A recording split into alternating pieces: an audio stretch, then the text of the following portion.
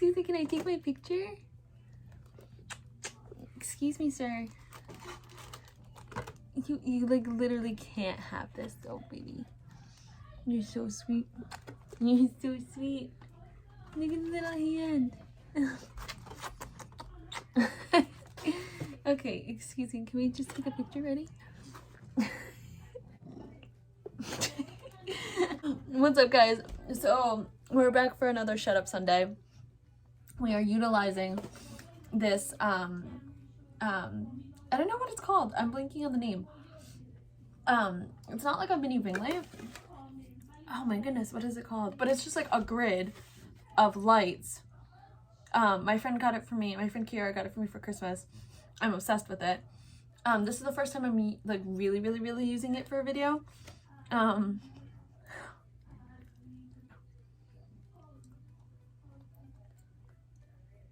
He loves sweet things and it's awful. All right, this is all you get. It's literally a crumb. Here, keep licking it. So anyways, we're back for a Shut Up Sunday. What I have here, so for the next like week or so, except for Tuesday's video is going to be like just a normal food video with my friend Lupe.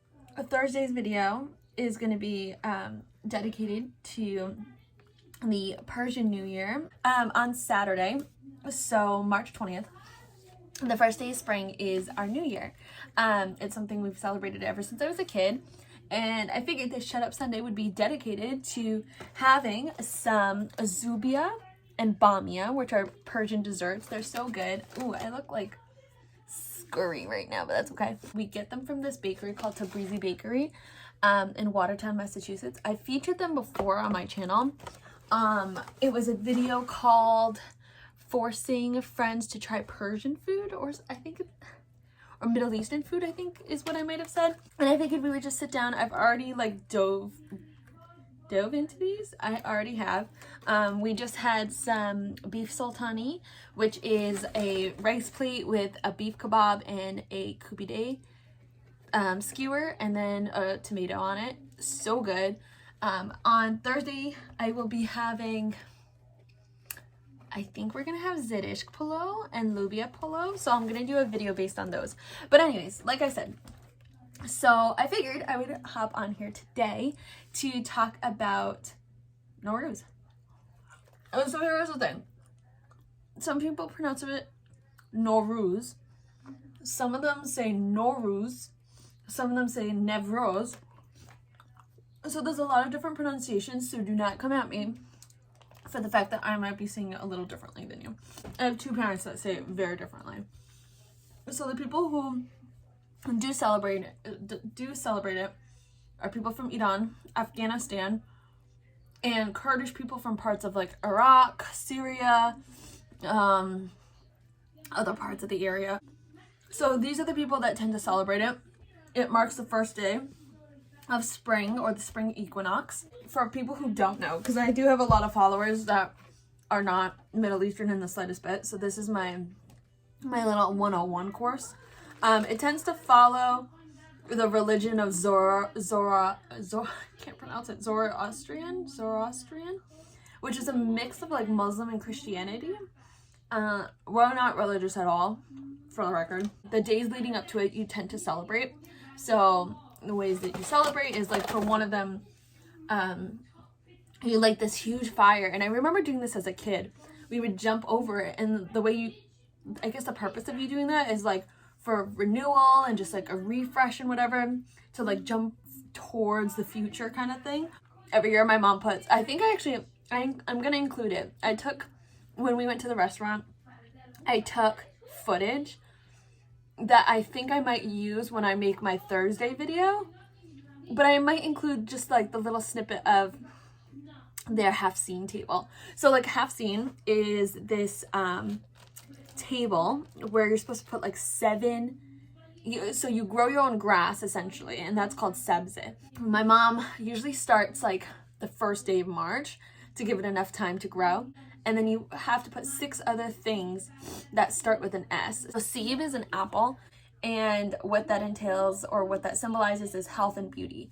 And then seer is garlic, so that is cleansing of the body and also your environment. Sake is vinegar, which is supposed to be like symbolizing of patience, I believe. Sumac is another thing. Sumac is a spice.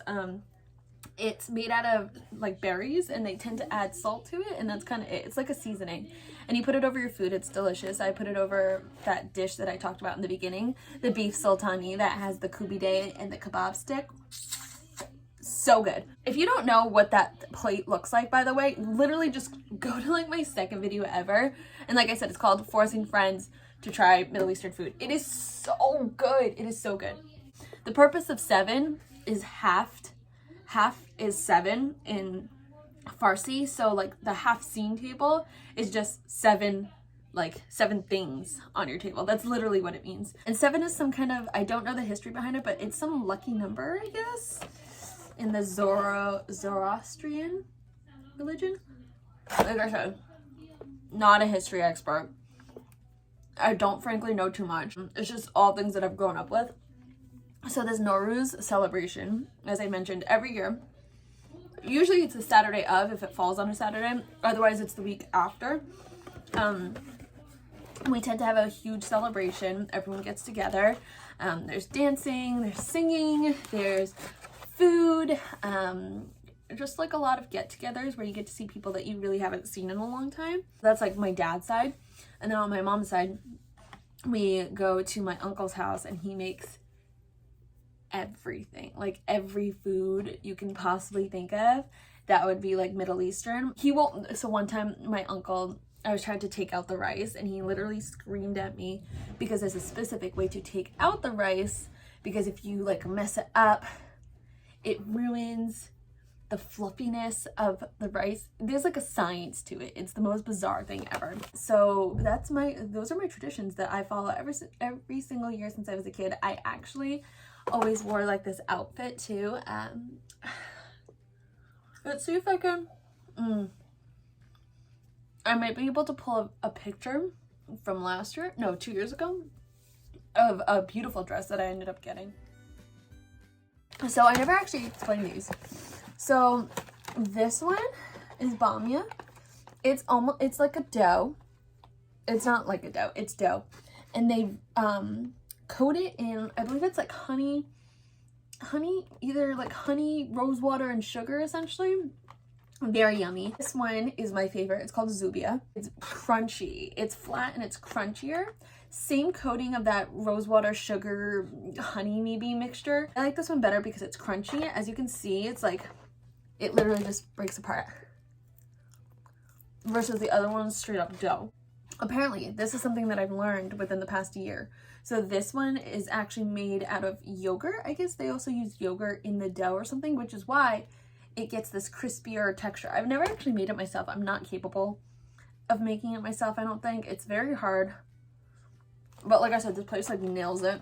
They always have it fresh. So Thursday's video is gonna have my mom and I believe, and we're gonna be having the lubia pulao, which is, ooh, I don't even know what lubia is. It's like, not an herb, you guys will see it, with rice. And then the zidishk pulao, which is my favorite. Zidishk is barberries. Ooh, they're literally called barberries, but like I don't know if everyone knows what a barberry is, because I know they're not really popular over here, but it's barberry, and it's over rice, and there's chicken on it. It's so freaking good. But I'm gonna keep that on the side so that I can film that with my mom. I promise I'm not gonna eat it between now and Thursday, because otherwise I will have no content. But anyways, thank you so much for hanging out with me. I hope I brought like I know this is like a little all over the place, but I just wanted to bring some insight into like something that's like really special to me, and it's something that I actually haven't shared with a lot of people. This is like extremely important to me and to my family, but we've turned that into Nowruz into like a celebration where we've invited, so all my cousins' friends will come, and they all like, there's this kid Rico, and he's Spanish, I believe. I don't know actually, is Rico, I don't know what he is he, I don't actually know what he is. but there's Billy, like there's all these like random kids that my cousins grew up with, and they all just come over and they'll ask my uncle for like this food, or they'll be super excited to play. There's this egg game that we played. Obviously we're not doing it because of COVID this year. We didn't last year either. But yeah, so there's an egg game that we play, and I actually brought it to school every year as a kid. But you like hard boil some eggs and you dye them different colors, and then we would always write people's names on the eggs in like a white crayon, so when you dye them you can still see the names. And then you have your egg, and you actually have to like hold your egg and go up to another person's egg and hit the top of it, and if yours breaks on both sides, you're out. So whoever's last standing with their egg not broken on both sides wins. It was just a fun little game that we've always done. I know some other people actually play that game.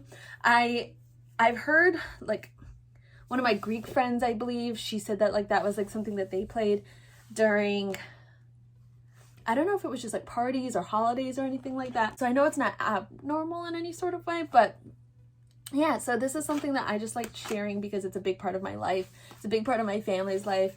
It's something that we brought random people into, and now they all celebrate it and they all love it. They look forward to the holiday every year. So it's just been really, really cool. And I just wanted to bring some insight to you guys of what it is, in case you didn't know, and why it's important, so that this is a good little preface for Thursday when my mom probably will talk about it and how excited she is, and we'll eat some really good food that go hand in hand with the holiday.